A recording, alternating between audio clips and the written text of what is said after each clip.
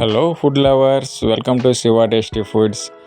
ఈరోజు మీకు నోటికి రుచికరంగా తగిలే ఒక మంచి రసం ఎలా చేయాలో చెప్పబోతున్నాను.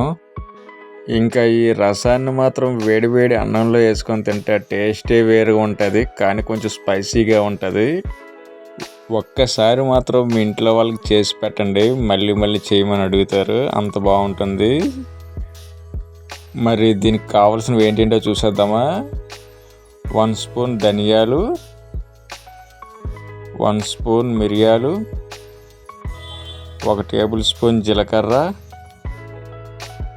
మెంతులు చిటికెడు, తర్వాత ఎండుమిర్చి 1, తర్వాత వెల్లుల్లి 8 రెబ్బలు, నెక్స్ట్ కరివేపాకు, తర్వాత కొత్తిమీర కట్ట 1, 2 టమాటాలు. ముందుగా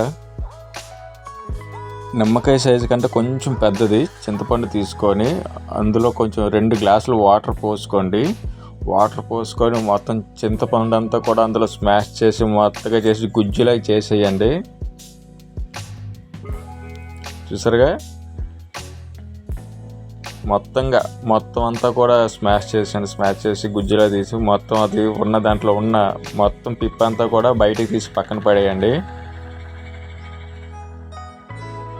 ఈ వీడియోని పూర్తిగా చూడండి, స్కిప్ చేయకుండా, మీకు అప్పుడే తెలుస్తుంది. తర్వాత చింతపండు గుజ్జులోని 2 టమాటాలు తీసుకున్నాం కదా, ఇవి కట్ చేసుకొని అందులో బాగా స్మాష్ చేసిన మెత్తగా చేయండి. చేసిన తర్వాత ఇందులోని కొంచెం కరివేపాకు, అలాగే కొత్తిమీర వేసి అంతా కూడా బాగా కలపండి. కలిపేసి పక్కన పెట్టేసుకోండి. తర్వాత మిక్సీ జార్ తీసుకోండి. మిక్సీ జార్లోని ధనియాలు 1 స్పూన్, మిరియాలు 1 స్పూన్, తర్వాత జీలకర్ర 1 స్పూన్, తర్వాత వెల్లుల్లి రెబ్బలు 8, అందులోనే మెంతులు కొంచెం, తర్వాత అందులోనే ఎనిమిరపకాయ 1 వేసుకోండి. అదంతా కూడా బాగా మెత్తగా పొడిలా చేసుకొని పక్కన పెట్టేసుకొని తర్వాత స్టవ్ వెలిగించుకొని దాని మీద కడాయి పెట్టి 2 టేబుల్ స్పూన్ ఆయిల్ వేసుకోండి. ఆయిల్ మరుగుతుండగా అందులోని 1 టేబుల్ స్పూన్ ఆవాలు కూడా వేసుకొని వేగనివ్వండి. తర్వాత అందులో 2 ఎండుమిరపకాయలు కూడా వేసుకొని వేపండి. తర్వాత మనం మిక్సీ చేసుకుని పొడి ఉంది కదా, అదంతా కూడా ఇందులో వేసుకొని మిక్స్ చేస్తూ ఉండండి. తర్వాత అందులో కూడా 3 పచ్చిమిర్చి సన్నగా పొడవుగా తరిగి ఇందులో వేసేసుకోండి. అవి కూడా వేసుకొని కొంచెం లైట్గా అటు ఇటు ఫ్రై చేస్తూ ఉండండి.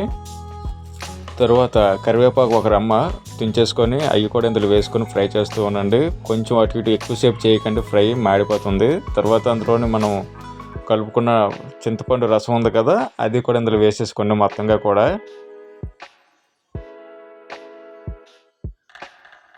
తర్వాత ఇందులో నేను 2.5 గ్లాసులు వాటర్ అయితే వేసుకుంటున్నాను. వేసుకొని లైట్గా అలా కలపండి. కలిపి అందులోని 1/2 టీ స్పూన్ పసుపు వేసుకోండి. 1/2 టీ స్పూన్ పసుపు వేసుకున్నాక తర్వాత సాల్ట్ నేనైతే 2 టేబుల్ స్పూన్లు వేసుకుంటున్నాను. సాల్ట్ వేసుకునే విషయంలో కూడా మీరు కొంచెం జాగ్రత్త వహించాలి, అదొకటి చూసుకోండి. ఇందులో పైన అలా కొత్తిమీర చల్లుకుంటున్నాను, మంచి ఫ్లేవర్ వస్తుంది కాబట్టి. తర్వాత అందులో ఇంగువ లైట్గా వేసుకోండి. ఈ ఇంగువ అనేది మనకి డైజెషన్ కూడా చాలా బాగా ఉపయోగపడుతుంది, దాంతోపాటు మంచి టేస్ట్ కూడా వస్తుంది. సో లైట్గా వేసుకోండి. తర్వాత అదంతా కూడా ఒక 10 నిమిషాలు మరగబెట్టండి. పొంగంతా కూడా పైకి వచ్చేలాగా మొత్తం అన్నీ తేలిపోతుంటాయి. తర్వాత అందులోని సాల్ట్ సరిపోయిందో లేదో కూడా ఒకసారి చెక్ చేసుకోండి. మీరు సరిపోకపోతే కొంచెం వేసుకోండి. అలా మరుగుతుంటే మాత్రం అందులో నుంచి స్మెల్ వస్తుంది కదా, ఆ స్మెల్ మాత్రం వేరే లెవెల్గా ఉంటుంది. ఇది మాత్రం వేడి అన్నంలో వేసుకుంటుంటే వేరేలా ఉంటుంది, మామూలుగా ఉండదు.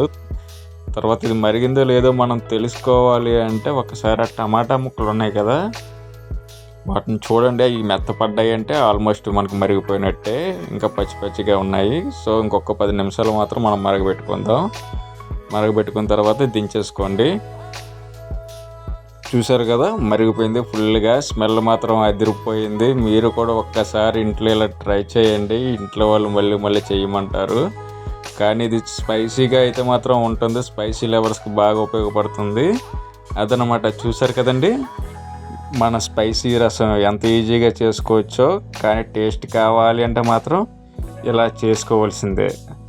చూసారు కదండి. మన వీడియో నచ్చినట్టయితే లైక్, షేర్, సబ్స్క్రైబ్ మర్చిపోవద్దు.